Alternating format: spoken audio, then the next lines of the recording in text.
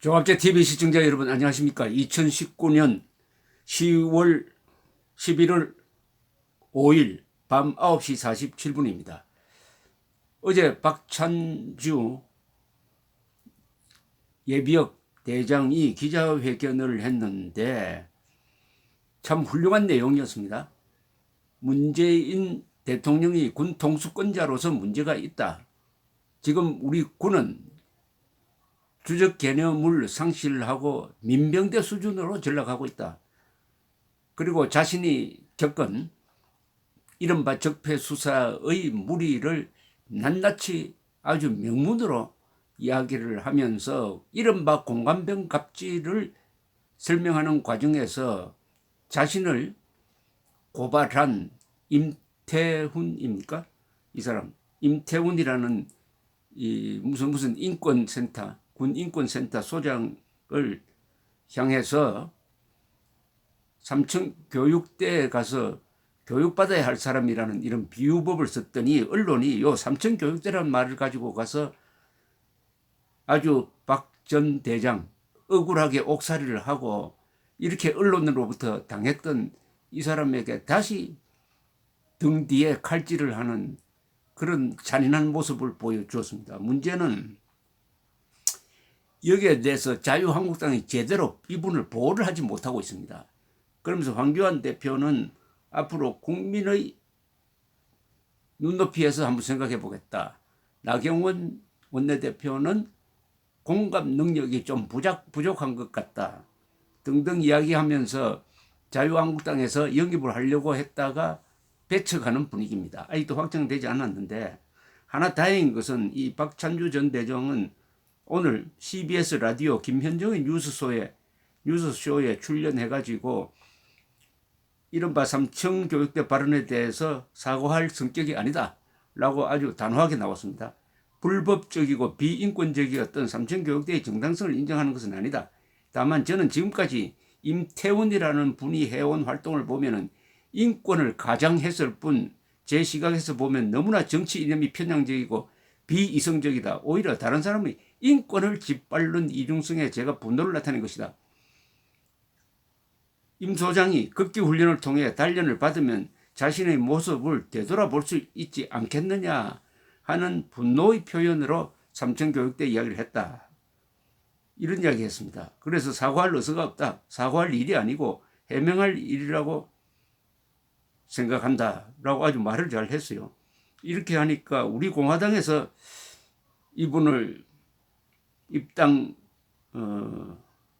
시켰으면 좋겠다는 뜻을 밝혔지만은 박 전 대장은 여전히 한국당 후보로 나서고 싶다 하는 뜻을 밝혔습니다. 충남 천안이 지역구로서 거론되고 있다고 합니다.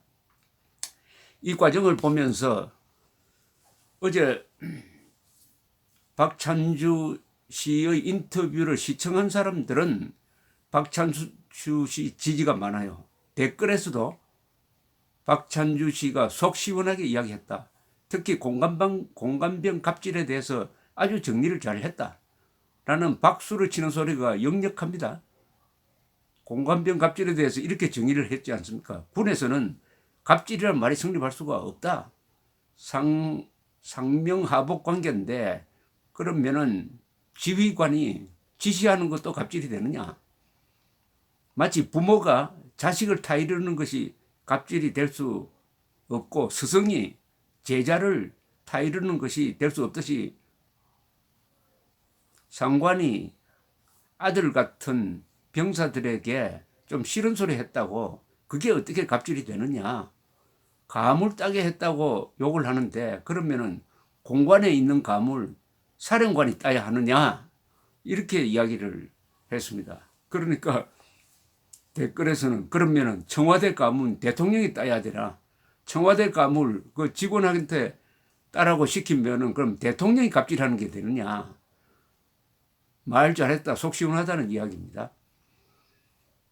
자유한국당이 박찬주 씨를 영입하겠다고 황교안 대표가 나서서 노력한 건 잘한 겁니다. 문제는 한 번 결정했으면 지켜야 합니다. 그리고 지금 언론 눈치 볼 필요 없습니다. 언론이 말하는 국민의 소리 운운은 다 자기들 이야기입니다. 자기 이야기를 내가 이렇게 생각한다라고 하면은 그게 기사가 안 되니까 국민 여론이 이렇다. 이런 평판이다. 이렇게 이야기를 합니다. 그런데 휘둘리면 안 됩니다. 박찬주 씨는 훌륭한 군인입니다. 이렇게 털어도 문제 하나 나오지 않고 오히려 별건 수사를 해가지고 발굴한 것도 이게 이분의 인품을 보여주는 겁니다. 유일하게 이 사람을 얽어맨 게 이른바 김영란법이라고 그래가지고 청탁금지법 저촉된다고 한 거에 뭐냐면은 부하가 와서 호소를 했다는 걸 아닙니까?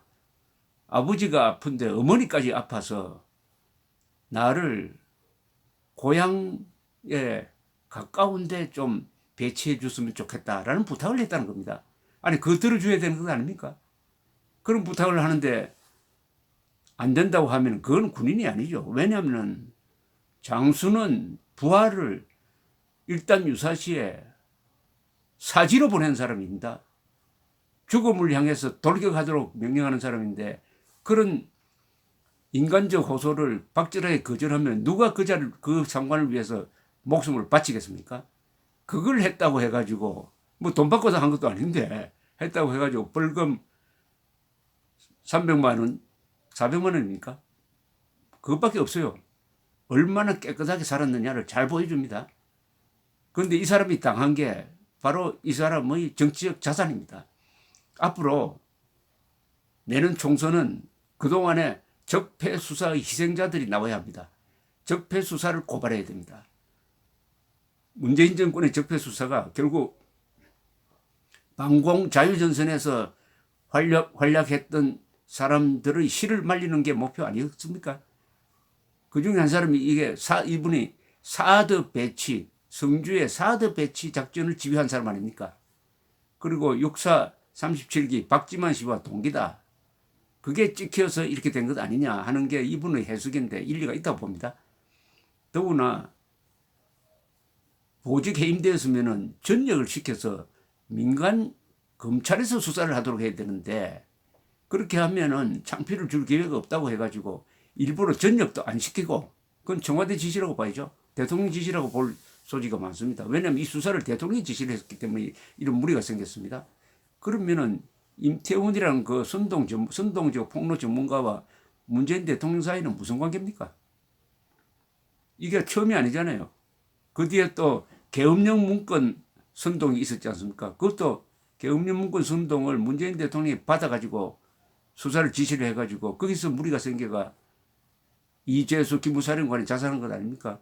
물론 이재수 기무사령관이 자살한 것은 계엄령 검토문건 관련이 아니고 세월로 유족 사찰했다고 뒤집어씌워가지고 한 겁니다. 그럼 임태훈, 문재인은 무슨 관계냐? 궁금합니다. 사실. 임태훈이 정보를 제공하고 문재인은 그럼 수사를 지휘하는 관계냐? 이걸 본격적으로 한번 캐볼 필요가 있다는 생각이 들어요. 임태훈과 문재인 관계는 뭐냐? 그 변론을 하더라도 자유한국당은 책임지고 박찬주 씨를 보호해야 됩니다. 박찬주 씨가 든든하게 생각되는 것은 굴복하지 않는 겁니다. 보통 같으면 삼청 교육대 발언, 내가 잘못했다 이렇게 하는데 잘못했다 하지 않고 나는 해명만 하겠다. 내 뜻은 이거였다. 변명하지 않는 게 저는 이분이 앞으로 정치를 할 수 있는 사람이라고 봅니다. 그러니까 초지 일관 내년 총선에 이분이 자유한국당으로 나오든지 공천 못 받으면 무소속으로 나오든지 해가지고 국민 심판을 받아야 됩니다. 왜냐? 이분이 억울한 게 많이 쌓여 있을 겁니다. 그동안에 언론 인터뷰를 통해서 많이 이야기를 했어요. 이분이 육사 출신이지만 또 독일 유학을 해가지고 독일 육사도 나왔습니다. 독일의 참모대학, 독일의 고등군사반.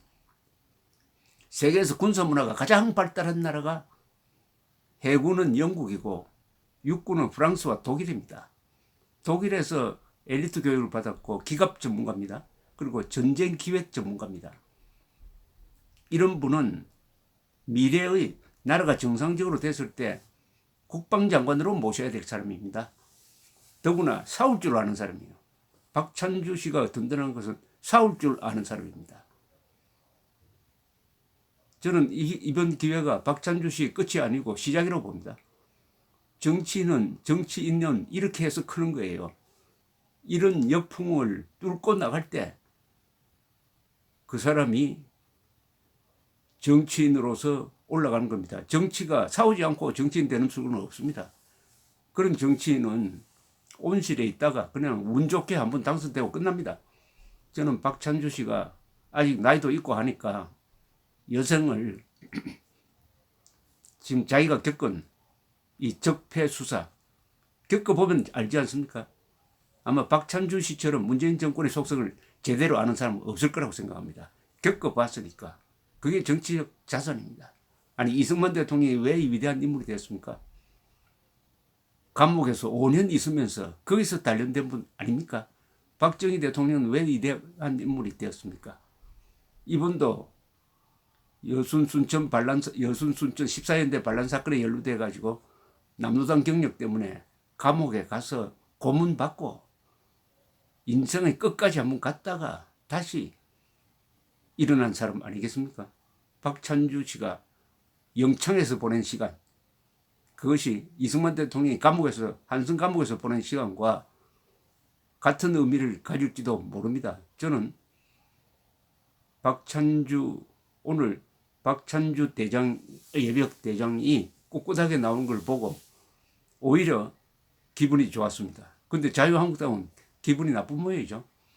자유한국당이 박찬주 씨를 보호하지 못하면 어떻게 국민을 보호합니까? 아니 집권 여당이 조국을 보호하기 위해서 안면 깔고 한 걸 보면서 뭘 느낍니까? 물론 그렇게 하면 안 되죠. 조국과 박찬주는 비교 대상이 아닙니다. 그러나 정치판에서는 그런 지독한 권력 의지가 필요하다.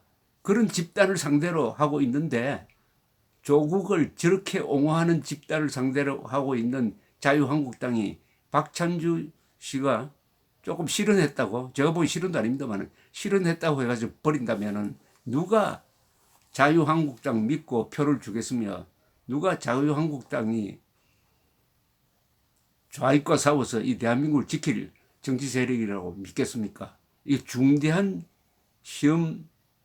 시험대에 올랐습니다. 박찬주 케이스가.